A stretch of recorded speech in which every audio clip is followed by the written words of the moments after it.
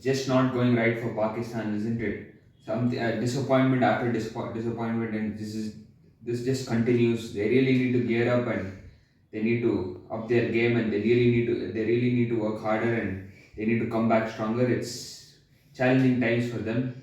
Yes, many other teams have been through these phases. If you see now, Pakistan from 2023 World Cup, it is where this downfall started. I think they lost to Afghanistan for the first time, and then following that, they lost a T20 game to they lost a T20 series to a New Zealand secondary team, and then after that, following that, they lost to USA in the T20 World Cup, and they even lost a T20 game to Ireland. So it's just that things have not been going right for them. Their team environment has been bad, and of course, I feel that they're really lacking that energy in their game. I feel that there is a lot of fitness issues, and that commitment is not visible. I feel they're very like casual, and that energy is missing in the players is what I've observed.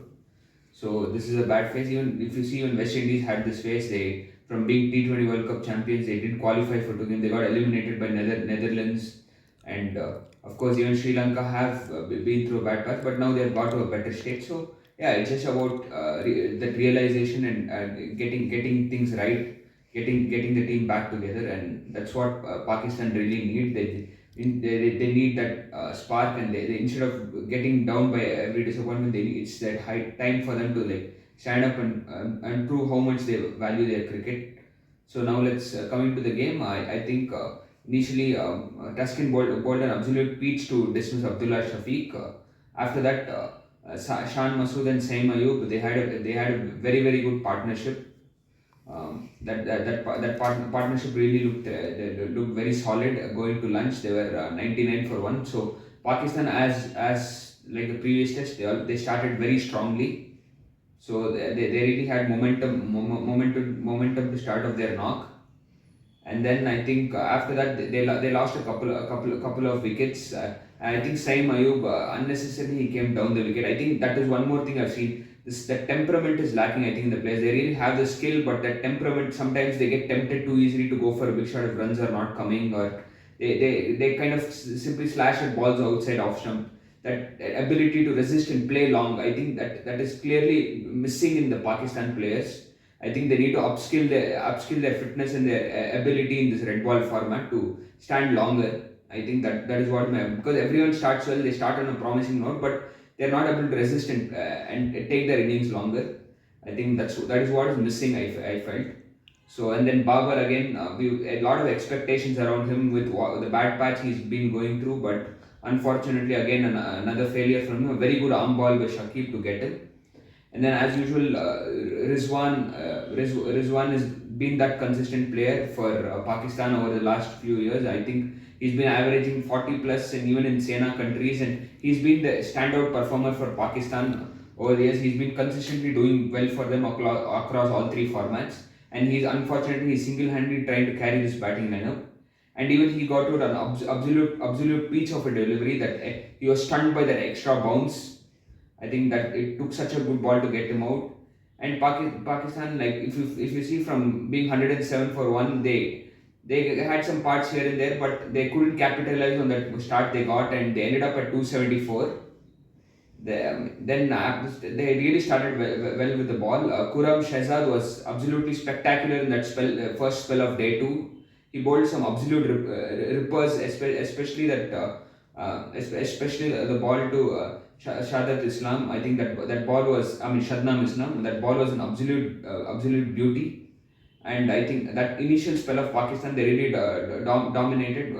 Both their seamers really put Bangladesh on the back foot, and it was again they were in such a comfortable position. You have the opposition 26 for 6.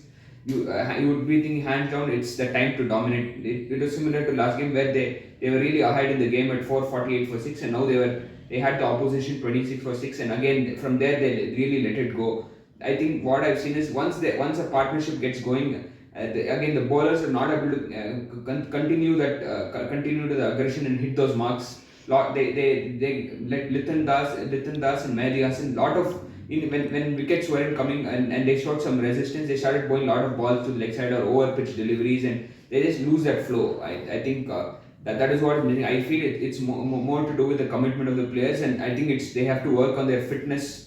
I mean, there is no questions regarding the potential. I don't see anything wrong in the potential of their players. It's just they need to upskill themselves, and yeah, this happens. A lot of teams go through this. It's part of it. They need to just learn from it, and they have to come back. I think in both batting, their ability to play long, and bowling, they get tired, and that inability to bowl long spells. That I think that they are missing that fitness for the red ball format is what is my observation. And I think one more thing is they are falling for the ball going away. Especially Hassan Mahmood, he really dominated this Pakistan lineup with that ball going away. So then Nitin Das and Mehdi Hassan, they put an unbelievable partnership, and that partnership just changed the complexion of the entire game. Then I mean, Nitin Das again with a fantastic 100. I think Nitin Das is a really big special player for Bangladesh.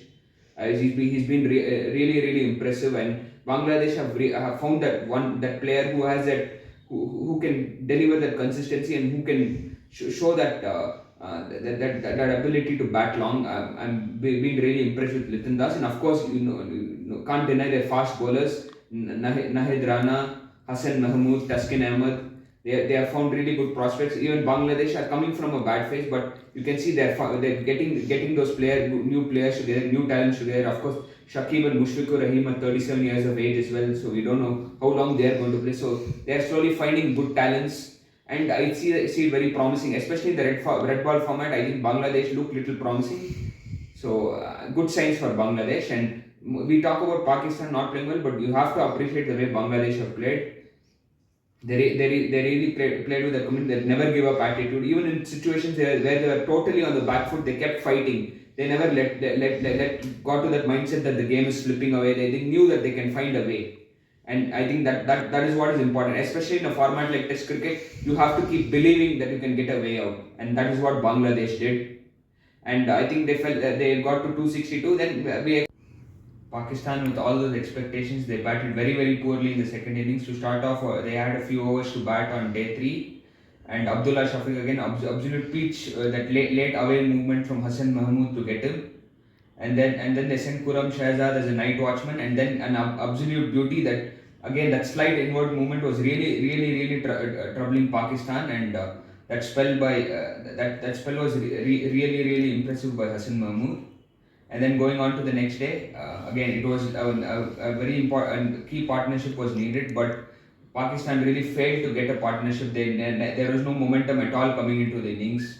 And again, Nahid Rana is another special talent for Bangladesh. His ability to bowl consistently at that 140 plus mark, he even hit more than 145, and Pakistan were really struggled against that extra pace that he possessed. And they really lacked that footwork, and they really started poking at deliveries, and I felt Saim Ayub played a very stupid shot, unnecessarily slashing again. He threw away his wicket. Again, someone who only showed promise was Mohammad Rizwan, and I think that he had a good partnership for that 6th wicket with Salman Ali Aga. But after that, there was no momentum at all in the innings, and it was another disaster for Pakistan, and a very unexpected. After being ahead at 26, getting the opposition at 26 for 6, again they have thrown away a game in their grasp, that too at home. It is something very disheartening for the fans, and as it will be hard for the players. But they need to understand that these things happen. They have to take it in a good note, and understand that they have a long way to come back in the game, and they need to put that extra mile and that extra effort to get back to the olden days. And I'm pretty sure that they'll work harder and come back stronger. Congratulations to Bangladesh.